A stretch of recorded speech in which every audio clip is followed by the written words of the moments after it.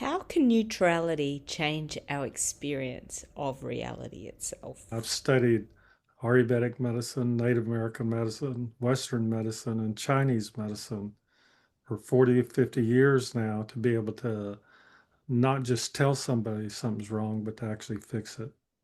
Okay? Mm. Change it, I should say. Welcome to the Frequency Files. Thanks for joining us as we explore the vibrations, forms, and creations and mechanisms behind them that inform the nature of existence.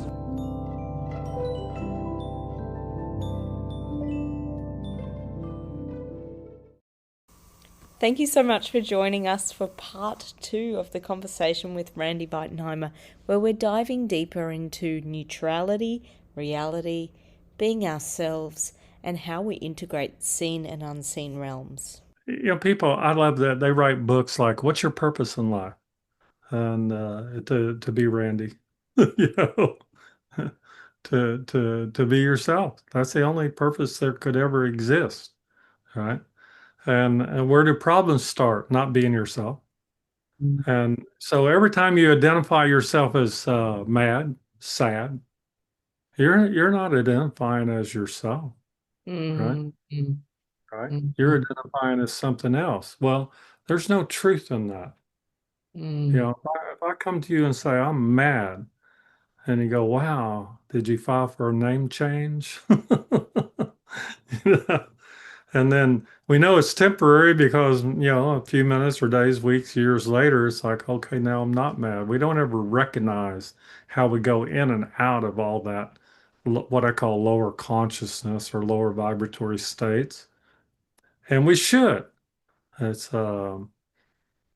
I should have a sign that says Randy, and I'm Randy, and then I should have a sign, I'm mad, I'm sad, I'm, I'm, I'm all these different things, and that would be my new name because we would be calling people out on it. Yeah. And that's where I get in trouble too. People, oh, I'm mad, and I go, well, how's that working for you, right? Because Mm, it's just a way to manipulate people. mm, I'm sad. Well, it's a way to manipulate people. Like I said, I'll get in a lot of trouble for this, but think about it. Is if it's not working, you quit being sad and you quit being mad. mm, And if it is working, you try to make it more sad, more mad. mm, We mm, call that American politics, by the way. mm, Other mm. bad thing. Or Australian politics, I don't know, right? So, Yeah, yeah, yeah, yeah. And yeah, gosh, and that's a can of worms too, because I think there's a lot of people then who withhold their truth of maybe what they do want to say, which might be something more direct like that. And then that becomes even more retraction of people resisting being themselves, right. um, which is a very interesting soup to be in. Yeah, because I just picked up a new client and I said, we're going to start with baselining who you are. Okay. We're going to see what all is interfering with you being yourself or being great or whatever language. And so the first discipline I give is go to sleep at a certain time and get up at a certain time for 40 days straight. And people go, why do that? And I go, because at the end of 40 days, we're going to know. Like if you go to bed by 11 o'clock and get up at 6:30, what we're going to do is find out at the end of 40 days if 7.5 hours of sleep is enough for you. It's all subjective. And if it's not enough, we'll adjust it to where we make sure you're getting enough sleep. Okay. So the same thing occurs, like I say, we can adjust it either side, right? But how much food are you eating? How much energy are you accumulating or expending during the day? And we have metrics for all that, and we arrive at being able to test them in the field through what's called applied kinesiology. So they have it in schools now. When I was first teaching it, they wanted to do an exorcism on me, you know. But but now it's very common. It's just that I teach my students a really fast way to always know the truth of something. They ought to always know the calibration of anything, whether it's a meal, a relationship. That always gets me in trouble. You Mm, know? mm, So, mm, so you think about that, that most people don't have a baseline of their own consciousness, of their own soul, their own self. And of course, there's all kinds of books, there's all kinds of practices of like what we call it, get to know yourself, right?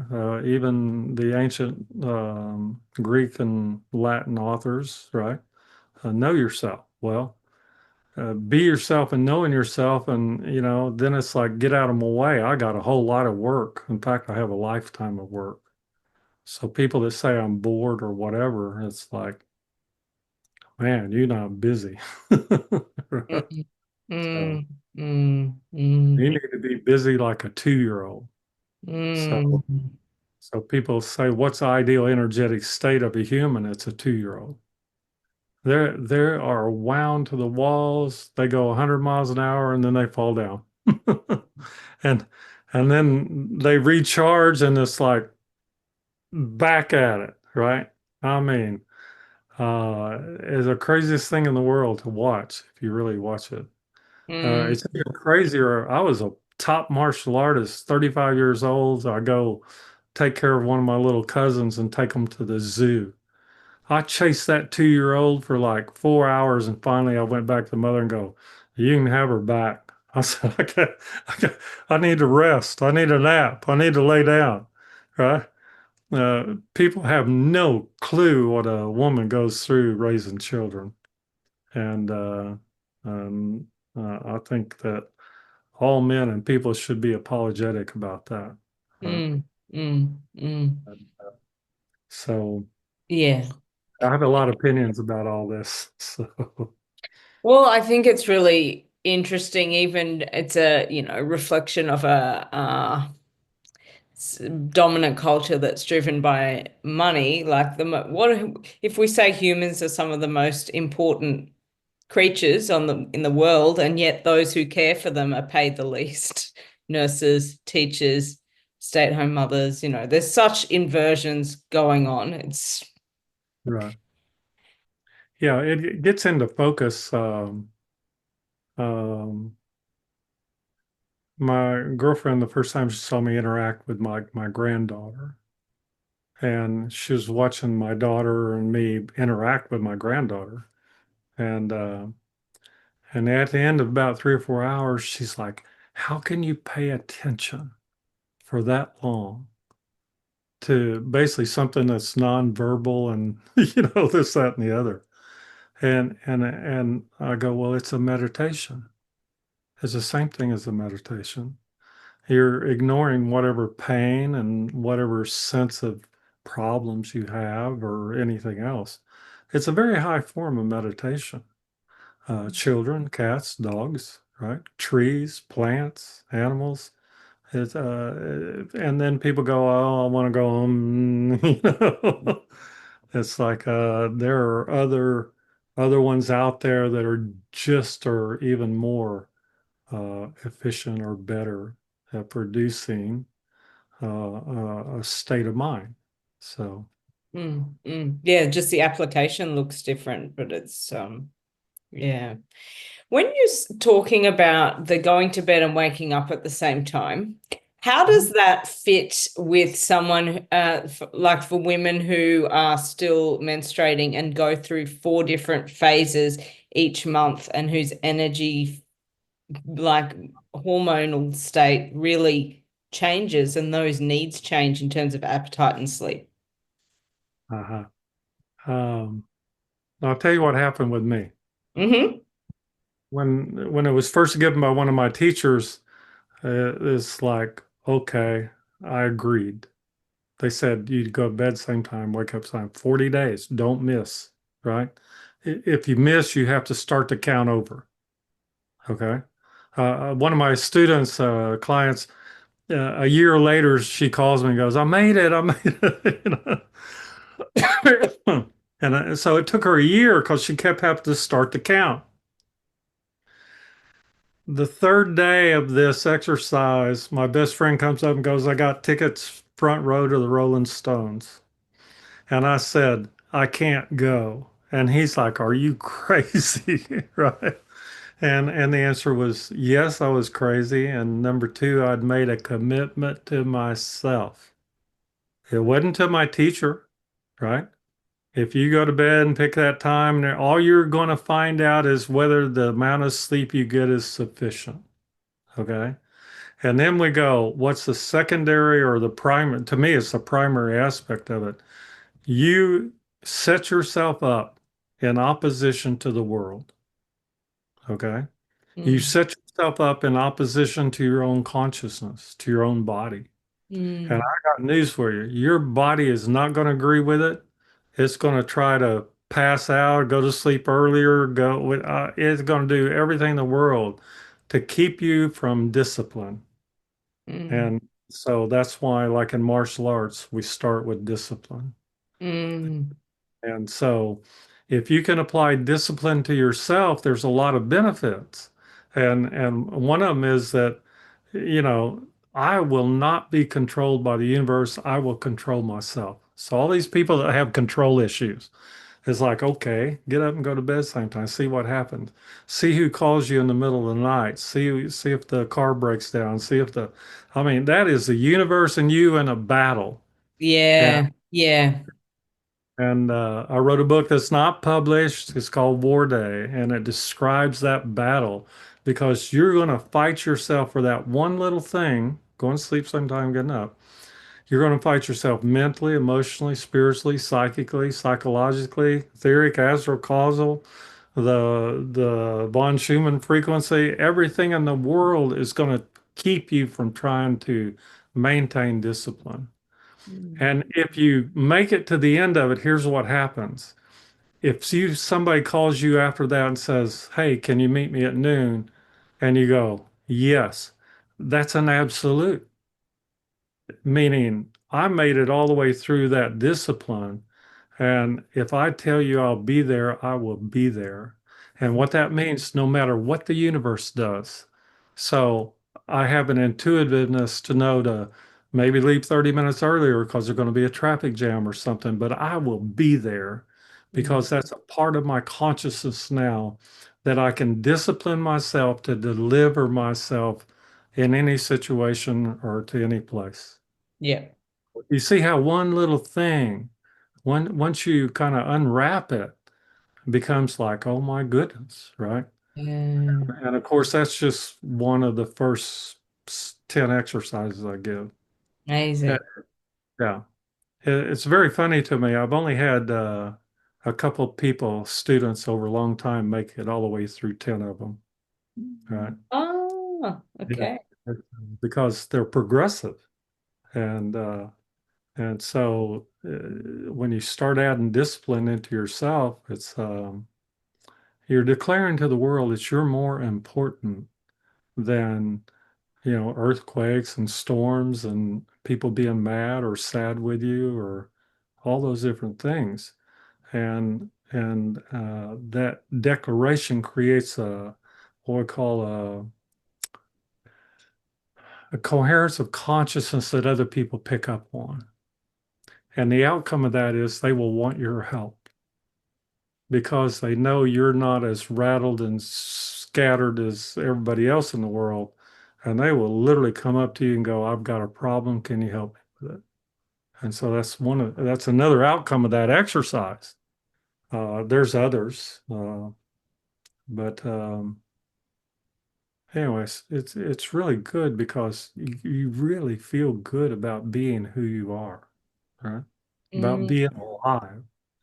And mm, mm, if you think about you go around, just go tomorrow and go to a coffee shop and see how many people walk in and go, "I hate the weather, the traffic was bad," or, you know, and it's like, no, no, no, we don't need to do that anymore, right? So, Yeah. Anyway, Yeah. Yeah. It's such a like a deep coherence and yeah, integrity, a relationship with your word too. yeah. If I have it with me, I can share it. Yeah. And if I don't have it, I don't have that to give. You Yeah. know, sometimes people say, I love you. And I go, well, I need you to love you first Mm. because I'm deserving of the best and most love you have. You see? So work on that. Right. Why? Because I'm needy, I guess. I don't know. So, all No, men are needy. yeah, it's a All men different. are needy. That's all. All you need to know is all men are needy. There you go. See, we learned a lot in this conversation, right? But it's just truthful, right? Like in a Yeah. dominant culture where it's an outside in reference point of self, this is an inside out. Like, Well, and that's that going back and forth, right? It's going into your own consciousness and then bringing it forward and seeing how it works. Okay. If you watch all children as they develop up from about 1 year old on, they're developing these skill sets. And unfortunately, is we cater to some of the negative skill sets, mm, and if we don't, you get a much more balanced person. So we need to readjust ourselves. And generally, you have to wait till you're about 25 or 30 or 40 before you even kind of become aware that maybe that would be a good thing. Okay. So, on that, like for people who have children, work with young people, what are some things that you would suggest for them? well, they're all in everybody, but they're particularly in development phase. And women, children, when they're developing, they're off balance. That's one way, right? And so the idea is to not only not cater to it, but not find fault with it.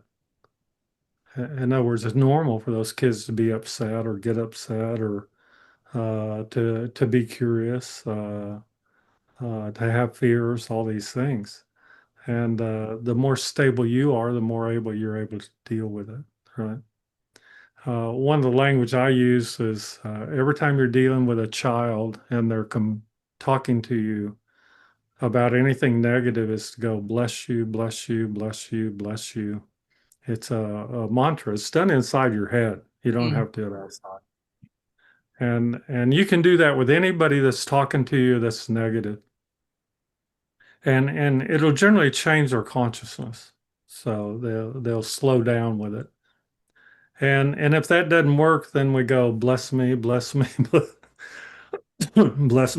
because I'm the one that needs a blessing to deal with somebody being crazy or whacked out insane or whatever clinical term you want to use. So so those are the best ones, is that I tell you, you were a child too. Uh, babies cry. What's wrong with that? All these people get upset, like in church or whatever, the baby's crying, restaurant. It's normal for a baby cry. You cry. What's the problem? Well, excuse me, you have irritation, you yeah, have anger, you have fear, yeah, yeah. you have control issues, and all of them the baby's picking up on and might be the reason it's crying. So I was getting ready to give a lecture, and a lady comes storming in. They'd driven in from Arkansas or somewhere, and they had a 1 year screaming their head off, right? A 1 year old baby. And that lady looked ready to like toss it. You know what I mean? She walked in. I took one look at her, looked at the baby. I said, "Give me that baby." And she just literally like almost threw it at me, right? And and just like we call it mantra yoga, it's called a lullaby, right? I don't know many women today that sing lullabies to babies. I just don't. I don't know if it's a thing, right? Reveal parties are. I never even knew what that was because I told one of my clients she was pregnant with a girl and they all got mad at me. So I found out there's a thing called a reveal party. You messed it up. Yeah. And I ruined it, right? And they're like, "How do you know that?" And I go, "How you not know it? You're a baby." But anyway, it's just bless them, bless yourself. You know, the little baby, I grabbed hold of her and all I did put my hand on her back and did this one little lullaby. It's in Sanskrit, so nobody knows what the hell that is. And it took about 3 seconds, smack out, right? Because we drop out that negative energy. Well, when you people say, "What do you do?" And I said, "Well, if you pat somebody on the back to make them feel better, that's what I do." The difference is I might be patting them with like a million volts. That's all. And you can learn that through the breathing and the yoga and the meditation and the martial arts. You learn that energy is something that you can have and interact with and use in your life. Okay. It doesn't have to be anger, it doesn't have to be fear, it doesn't have to be determination and motivation and any other Asian out there. I don't know. So so when we look at that, it's like life is a lot better. Life's a lot different in these kind of states, you know. So Yeah. that answers your question. Yeah, that's Be- beautiful. That's beautiful. And it's so important to remind people of these really simple things they can do and are remembering we were all babies and there's nothing wrong with crying. And Yeah, actually, like the child is reminding us of truth. They're just being truthful to letting an energy in motion, an emotion go through them. yeah. I like what you said because babies are energy in motion, and teenagers are energy and emotion. You can see the shift that occurs, right? Uh, mm, uh, Yeah. waiting for my granddaughter. She's right there. She's switching over, and oh my goodness, it's like pray for me, you know. pray, There'll be pray lots for of bless yous. yeah, pray for any mother as a teenager. I mean, yeah. So, Yeah. Especially ninth grade, right? oh my goodness, it's I can't believe I survived it.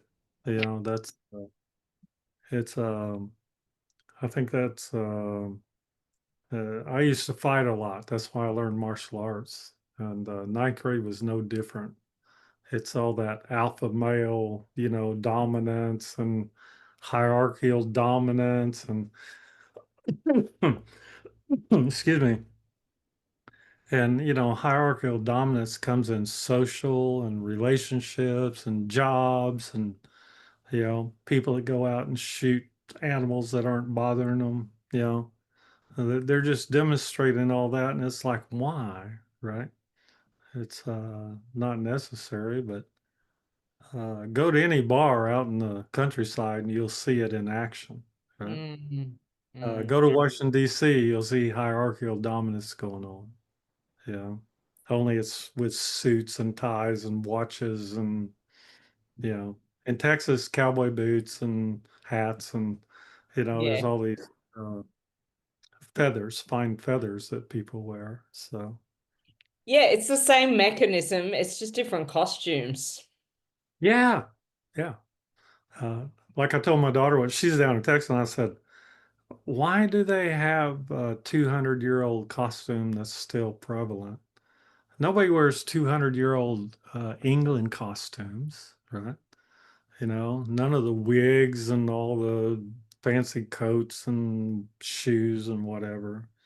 Um, I don't know. History will look at us and go, why the hell t-shirts and blue jeans, you know, and sneakers, you know?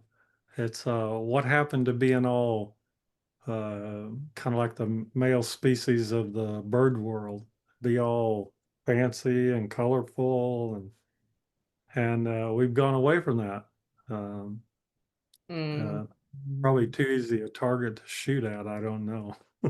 So Yeah, now, colorful, too easy to find. yeah, yeah, now we see camouflage. In fact, that when that came along, I thought, why do people want to hide themselves? They're not in the woods, but for 10 or 15 years now, it's like real big in Oklahoma, Arkansas, places like that in United States, to wear camouflage clothing, you know, and Mm, it's like you're just saying you want to be invisible for what reason? mm, Uh, and I tell people, don't be invisible. Step out in the world and be yourself. So, mm, and I'm mm, not the only one. Constaneta and Yaqui Way of Knowledge. There's all kinds of authors that have said that. mm. And that's the biggest thing too, is I tell people you just need to start looking around. You'll find a way to read tarot cards or do astrology. You'll find something that lets you interact with a bigger world than the one that you grew up in. Yeah, And to me, that's important. yeah, So absolutely, absolutely. And on that, you've given so many examples of interfacing between the physical and subtle bodies with the subtle realms, or the realms that many of us maybe can't see with the physical senses, but some people can. yeah. Can you share about this more, particularly with from your First Nations lineage and from some of your other trainings as well? Okay. The thing to remember is there's zero reality and number one reality. And so everything that's not physical is zero reality. It's all electromagnetic, electrical, gravitational, consciousness, all these things. And now we have a whole lot of people want to talk about it, but I can guarantee you 30 years ago, 40 years ago, nobody wanted to talk about this, right? It just wasn't happening. So when I was developing this up on my own, I came up with neutral. So like here we have three prongs on our electrical, and Yep, it's positive, negative, and neutral. yep, And nobody ever teaches neutral. I teach neutral. If you can be absolutely neutral, you can know the truth about either side. yeah, Okay. And that becomes important. If you know the truth of the physical, you can tell people about their illnesses and things like that. If you know truth about the energetic side, you can help people, right, with problems on the number one reality. So neutral is what we teach. Now, as Native Americans, the learning of that is not taught as neutral, it's taught as like stillness. So in martial arts, stillness is a martial art. It's not taught that way anymore. It's all kinetic fighting and everything. But it, there's advanced forms of martial arts includes study of stillness. Okay. Ninjutsu is studying how to be still. All meditative techniques are a study in stillness, like sitting against the wall. So in Native American, I was taught to listen. That's a state of stillness, a state of neutrality. And we were given a horse or a dog or a plant, and we had to listen to it, not speak to it. Everybody talk, oh, I'm a dog whisperer or whatever. No, you become a dog listener. Okay. You become a horse listener. And so, in that listening, you're opening up to that side of consciousness that includes the consciousness of plants and animals and places and things. And then it's just how good do you want to be? So, I started really early. And, and so, one of the outcomes of that is I used to teach people is like we would go fishing and we would always catch like hundreds of fish. And people say, how you do that? And I go, we'd go where the fish are. because because my dad could fish in the river and be people on either side either, and they wouldn't catch any, and we're hauling them out by the tons, yeah. And then I had a special forces student, and he came out of the military. I'd been training for about 10 years, and he said he wanted to go to a tracking school up in Washington State. I said, go. I said, the first thing he's going to do is tell you to listen to trees. And he just laughed at me. And he went up there, paid a lot of money. And the first thing the teacher goes is, if you're going to be out in the woods, you need to listen to the trees. And so I usually tell a bad joke about that. But anyway, um, so the idea is that there's information there, and the information's in the field, and we call that, you walk in a place and you kind of have a sense of it, like a Mm, cathedral, or like say, being out in the sky out at night in Arizona. That's a whole different game than being outside, kind of like anywhere else. But just because the data density is so great at night out there, and in most places that's not true. There, everybody goes to sleep. The whole town goes to sleep. You see, uh, in the deserts in New Mexico, Arizona, and Australia, it comes alive, right? And like I say, if you're tuned into it, then you literally, what we call, have two worlds to play in.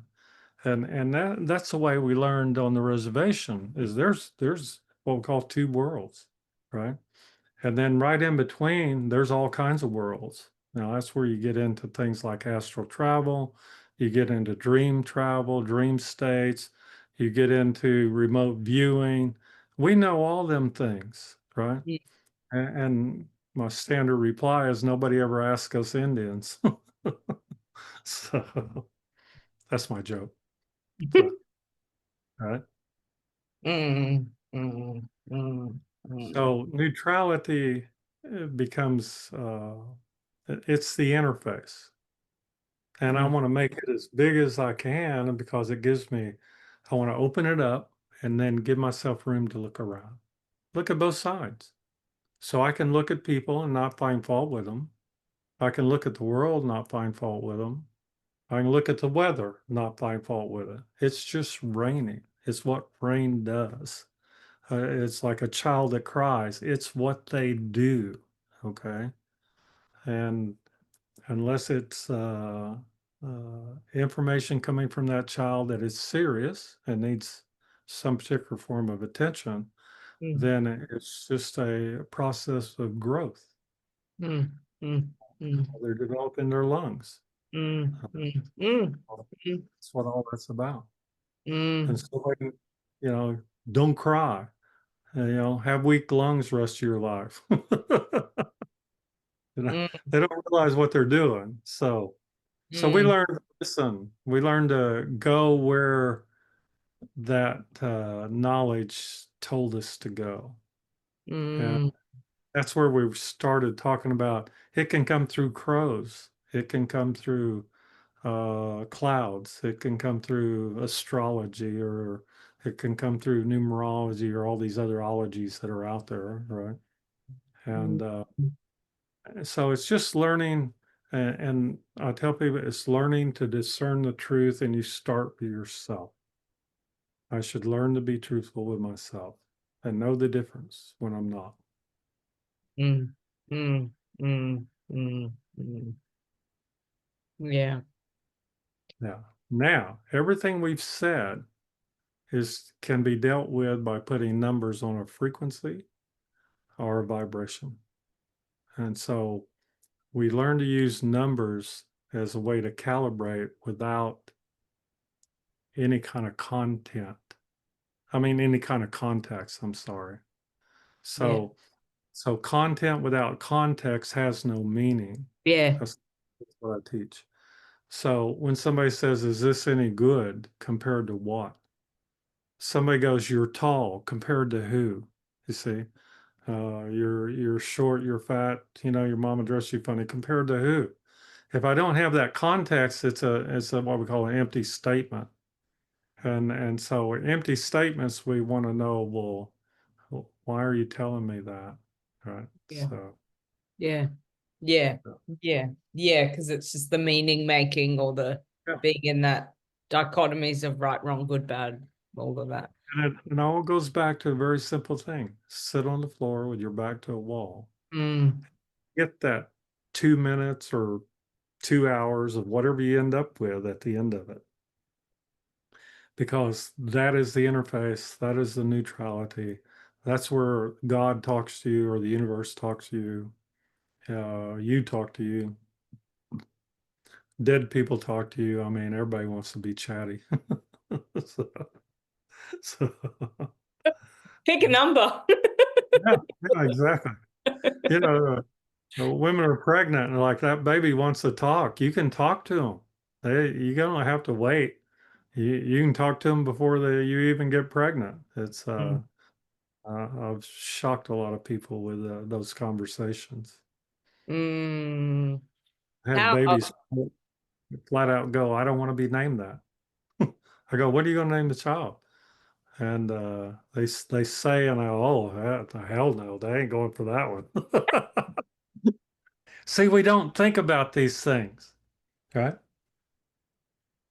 I had a friend, she was pregnant. She woke up with like, this is the baby's name. Yeah, She's like, I know she lives in a very hippie suburb area. And she's like, yeah, look, I know it's a hippie name. I know everyone's going to think it's ridiculous, but it was very clear. That's her name. I'm like, cool. right. That's her name. Love it. Awesome. I uh, I had an office, and for about 15 years, I worked on women and pregnancies and birth and all this stuff. And I couldn't count the number of three-way conversations I got into. You know? Wow. Oh, why? Because they have a presence in the field. Everybody does. Everybody talks about, oh, I see you, right? I close my eyes and I see you. Now that's different, okay? Because I see you in the field then. So, Mm. and all your information is available, everything. And that's where people are like, you know, they Yeah. don't, they carry it all with them. And anybody that learns to what I call interrogate the field of a person or a place or a thing, you can find out all kinds of things. I do all the time. I tell people if I have a first name and you're on this planet, I can find you and tell all kinds of things about you. So, Mm. because I developed that skill. So, Yeah. and the second skill was not just to know, but to be able to help that person. Yeah. A lot of times doctors will tell you, oh my God, you're sick or something. And you go, fix me. And they go, we don't do that. We'll give you some pills or something, right? And Yeah. I go, well, why am I talking to you? I want to talk to somebody who knows how to fix me, right? Yeah. Or to tell me what I can do to fix me. And that's what I do. And and and I've studied Ayurvedic medicine, Native American medicine, Western medicine, and Chinese medicine for 40, 50 years now to be able to not just tell somebody something's wrong, but to actually fix it. Okay? Mm. Change it, I should say. Okay? Yeah. Yeah. So, Yeah. Wow. Join me as the conversation rolls on in part 3 of